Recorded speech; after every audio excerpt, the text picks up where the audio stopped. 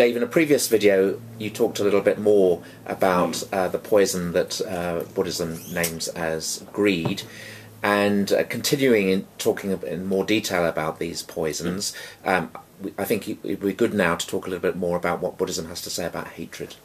Yeah, absolutely. And hatred is the inverse of greed in many ways. Yeah. So there is a kind of wanting things to be close to you, to get them, a kind of avaricious wanting. Lust also comes under that.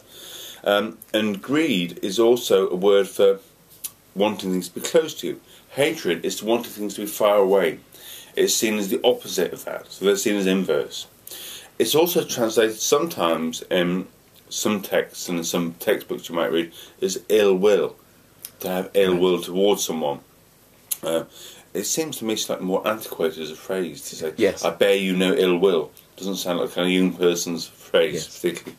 Whereas hatred seems more general. Hatred seems much stronger as well to me. Is that yeah, I think so. And it varies. Of course, you can have degrees of hatred. Right. Degrees of the term for this is actually dosa, D-O-S-A, in the Pali, and that can range from a mild uncomfortability with something, like someone I'm not really comfortable with. I bear them kind of ill. I really don't want to spend time with them. I want to get away from them, not have much to do with them. And there are other people who I actively hate, my enemies.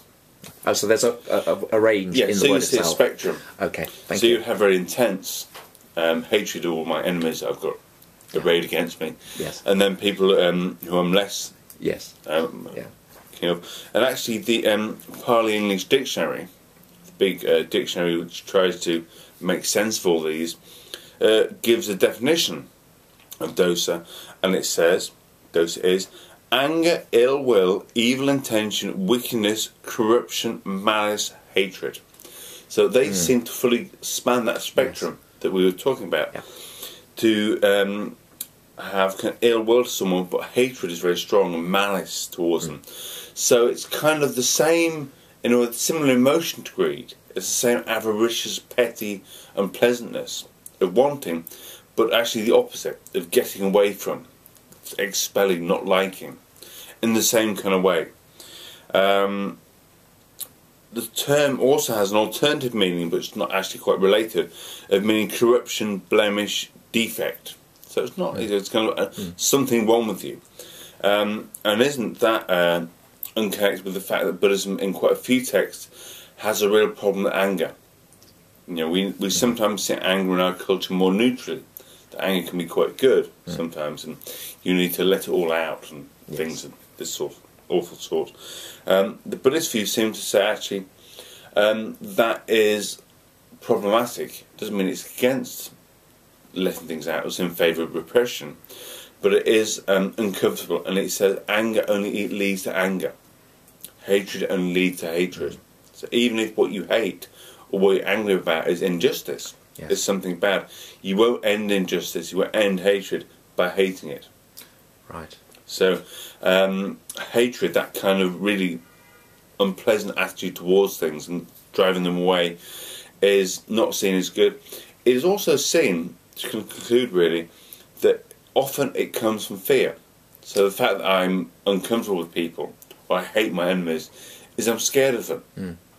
I'm scared they'll do me harm, they'll bring me suffering. But as we know, fear is a big source of suffering.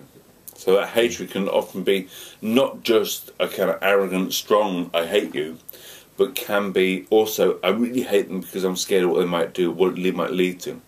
So just I want things to protect me from change, from aging, sickness and death. I want to keep away from things that might threaten me with change, particularly with aging, sickness and death. So I might hate people who are ill and things for what I fear from them. So the greed, hatred and delusion, the three poisons in the round, we can see the first two are connected. There's greed, and then the second, the hatred, is the opposite, or the inverse of the same thing. In a minute perhaps we'll talk about delusion, which is not the opposite of either. Okay, thank you very much, Dave.